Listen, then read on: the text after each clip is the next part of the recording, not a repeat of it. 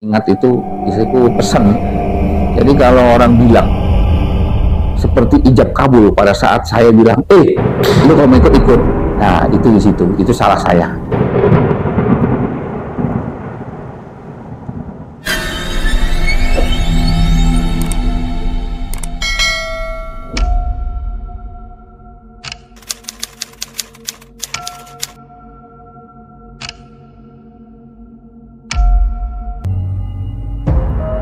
Ya, jadi begitu Bang, cerita saya, pengalaman saya pada saat itu.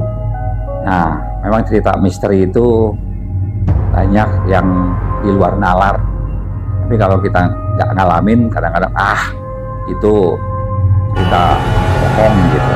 Nah, saya dengar mungkin Abang pernah mengalami juga ada cerita-cerita yang ya dibilang masuk akal dan tidak masuk akal di luar nalar gitu. Pernah? Oh, saya sendiri mengalami hal-hal yang tidak masuk akal dan termasuk aneh lah menurut saya. Jadi ini kejadian di kampung. Dulu itu waktu saya istilahnya masih muda kan ya. Dari sini pulang kampung. Setelah pulang kampung, nah uak saya itu meninggal. Setelah saya pulang kampung beberapa hari itu, uak saya itu meninggal. Nah, otomatis kan ini beda kampung nih, uak saya sama kampung saya itu beda kampungnya. Akhirnya kan kita namanya kalau itu nah itu dia ke uak itu. Kita kirim doa di situ ke gua itu, bareng istilahnya kumpul-kumpul sama orang gitu. Cerita singkatnya, setelah kita kirim doa tuh, kalau di kampung itu kan antara kampung ke kampung itu kan jauh, lewatnya lewat hutan lagi ya, termasuknya ya masih hutan lah, namanya kampung yang sawah lagi ya. Ya, sawah gitu. Nah, itu pulangnya itu sekitar jam setengah 12 malam. Itu kejadian seperti itu. Jam setengah 12 malam itu orang-orang udah pada pulang semua yang habis tahlilan itu. Nah, saya itu terakhir tuh pulang sendiri. Ceritanya seperti itu. Jalan kan dari kampung saya ke tempat almarhum wak saya itu ada perkiraan 1 kilo lah. Jadi zaman dulu itu nggak ada istilah pakai motor, jadi jalan kaki tuh, ceritanya seperti itu. Nah, di tengah perjalanan, jadi kan ke kampung saya itu jalannya itu lewat di atasnya itu ada kuburan gitu ya. Nah, di situ ada kejadian yang paling aneh. Jadi lagi jalan enak, itu kelihatan dari jauh warna putih pas dibelokan. Kan kalau di kampung saya nanjak nih, nanjak langsung belok begini tuh. Nah, di belokannya sini itu jelas-jelas seperti orang berdiri. Kampung mana itu? Itu di daerah Cilacap. Oh, Cilacap. Iya. Namanya udah tanggung kadung kan, nggak mungkin saya balik lagi ke uak gitu ya, isinya balik lagi ke tempat tadi. Kayaknya saya lanjutin aja. Itu jelas-jelas ya, yang putih itu tiba-tiba terbang, terbang kayak burung, tapi bentuknya kayak perempuan pakai baju putih. Cuman kan posisi gelap kayak gitu, kita lihatnya pakaian putih seperti itu doang, jadi nggak kelihatan muka apa seperti apa gitu. Cuman nggak kayak gitu. Intinya dia terbang itu bener-bener terbang, kelihatan terbang, terbang. Nah, setelah itu saya beraniin aja terus jalan. Baru belok berapa menit, dari atas kuburan itu ada semacam orang ngelempar pasir. Wur. lumpur. Saya pikir ini mah paling apa sih, saya bilang pasir, mungkin pasir ada apa gitu. Tapi pas saya buka di rambut itu bener-bener ada pasir itu. Sampai rumah pun ada pasir itu. Sejak itu saya suka bertanya-tanya, ini makhluk apa di sini, saya bilang. Kok ada begini-begini. Nah, terus sudah sampai lewat situ, tetap saya berani jalan terus sampai rumah. Udah sampai rumah, saya ngomong sama orang tua, Pak, saya bilang, tadi saya ketemu ini. Oh, kamu sendiri? Iya. Oh, berani banget saya sendiri. Di situ itu katanya sering orang pada ngeliat hal-hal seperti itu. Ya, saya ngalami ini. Berarti kamu bakal banyak rezekinya, kata bapak saya. Ya, amin aja, saya bilang. Kalau saya kan prinsip, kalau kayak gitu masa berengan ngomong rezeki, saya bilang nggak mungkin lah, mungkin nakut-nakutin aja. Udah, yang ngobrol-ngobrol sama orang tua, emang kata orang tua di situ, ya orang tua kandung maksudnya bapak gitu, banyak yang ngalami di situ itu hal seperti itu sama persis gitu. Jadi di kampung saya itu termasuknya wilayahnya wilayah masih primitif, Kang. Iya. Jadi Masih pedalaman ya. masih pedalaman, yang namanya sesajen, yang namanya istilahnya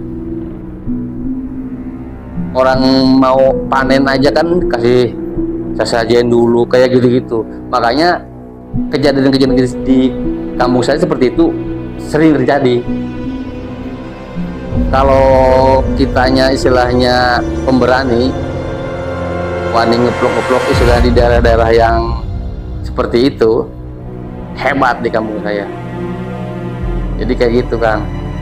Dan konon nih di kampung saya itu, kalau yang suka hal-hal gaib, maksudnya kayak orang suara piara apa namanya, keris, itu banyak yang nemu. Ya. Banyak. Bahkan orang-orang kampung lain itu datangnya ke situ gitu, betapa apa daerah tempat saya banyak berhasil. Kadang pulang bawa Buat keris tuh. dapat keris, dapat pokoknya benda-benda yang aneh lah, tidak masuk akal. Itu di kampung saya kayak gitu. Ini cerita zaman istilahnya saya masih muda lah, kayak gitu, belum nikah juga waktu itu. Dan itu benar-benar terjadi.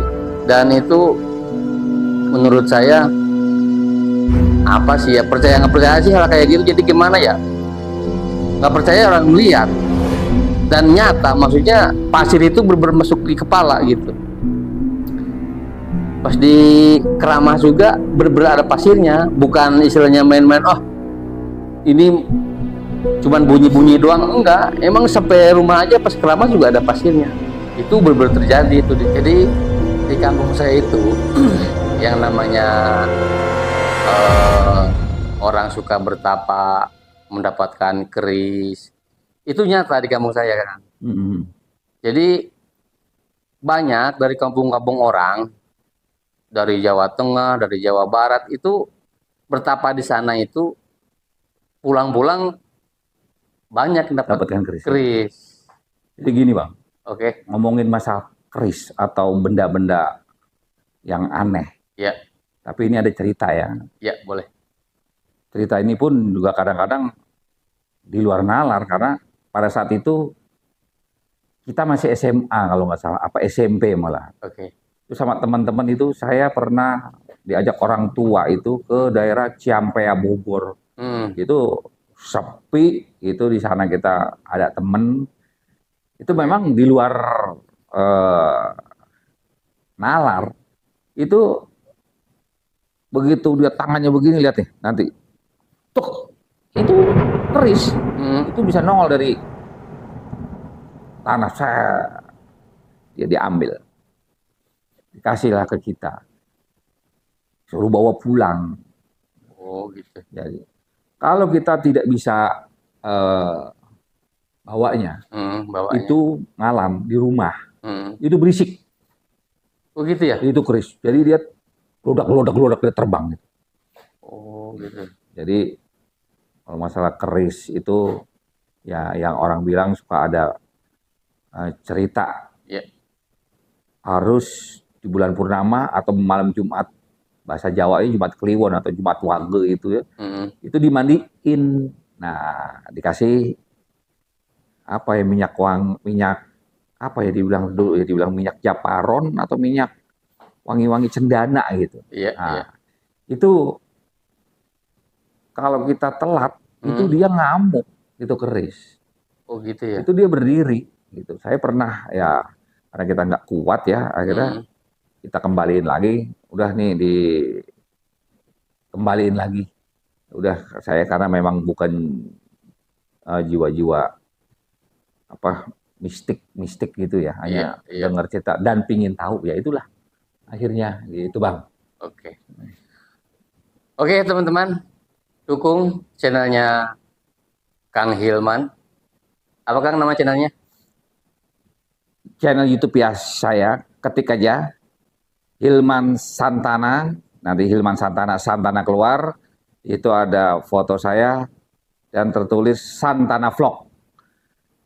Kita bergabung di situ karena memang kebetulan saya punya channel YouTube saya atas nama Hilman Santana, untuk kontennya mengenai jalan-jalan dan drone untuk suatu tempat di mana yang menurut kita menarik untuk dilihat. Oke?